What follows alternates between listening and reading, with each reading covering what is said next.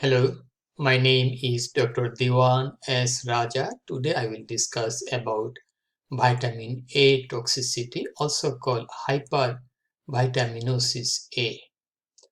Vitamin A is a valuable and essential nutrient, but long-term and excess dose is harmful.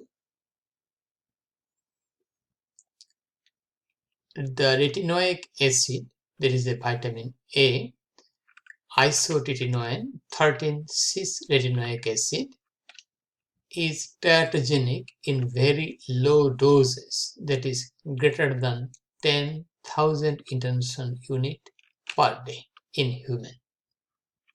Teratogenic, that means that may lead to congenital birth defect if the women take the retinoic acid or its derivative during pregnancy.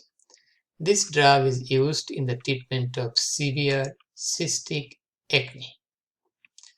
The critical period of teratogenic insult is 3 to 6 weeks of pregnancy, but it should be avoided throughout the pregnancy. This is the most critical period, 3 to 6 weeks of pregnancy, but there may be congenital birth defect even beyond these weeks, maybe in the late trimester of pregnancy. So, vitamin A is contraindicated in any trimester of pregnancy in doses greater than FDA, RDA. FDA means Food and Drug Administration, RDA required daily allowance.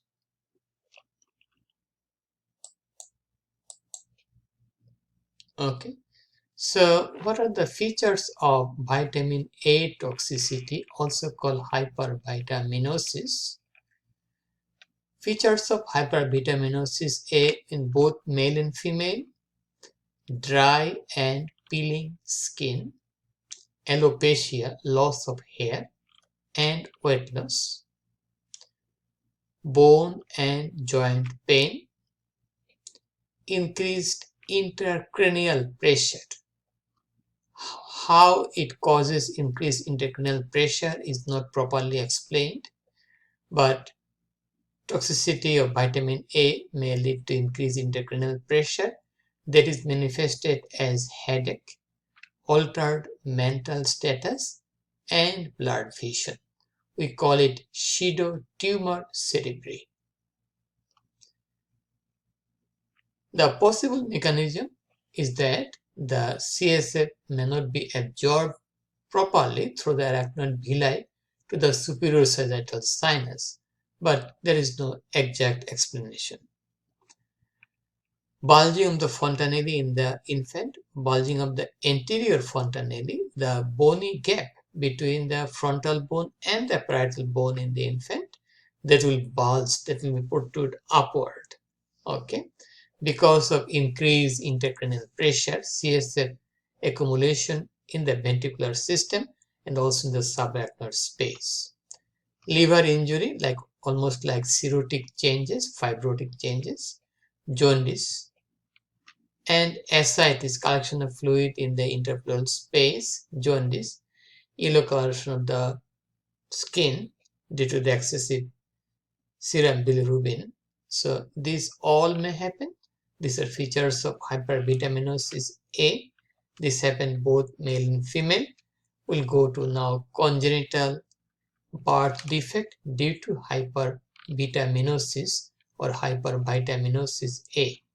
There is chance of spontaneous abortion, microtia, baby born with a very small ear, microtia, micrognathia, small mandible, cleft palate, thymic aplasia. Thymus is an important structure in our body that produces T lymphocyte.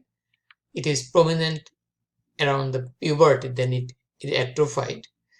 The thymic aplasia in the infant to adulthood is found, so there will be lack of T lymphocyte and there will be lack of cell-mediated immunity. Cardiovascular anomaly like atrial septal defect, ventricular septal defect, phagocytology, okay, transposition of the great vessel, anything may happen. Neural tube defect, very important. We may have anencephaly, we may have neural tube defect like that of the spina bifida cystica, or spina bifida occluder. Neuropsychological impairment is also possible due to vitamin A toxicity. That if the fetus is exposed to vitamin A during the pregnancy time, the baby born and baby will have neuropsychological impairment. So, vitamin A toxicity, hypervitaminosis A, pregnancy must be excluded before initiation of isotretinoin vitamin A derivative therapy. So, we must do the pregnancy test. Ideally, 2 consecutive pregnancy tests should be negative before applying vitamin A. Okay, it may be on the skin, it may be taken in the pill form. Both of them are teratogenic. Pseudotumor cerebri can be managed by intravenous mannitol.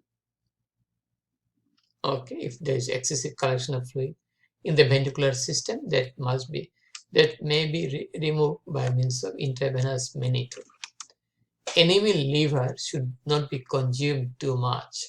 Animal liver means liver of any animal, like that of the polar bear, maybe the seal, maybe the whale.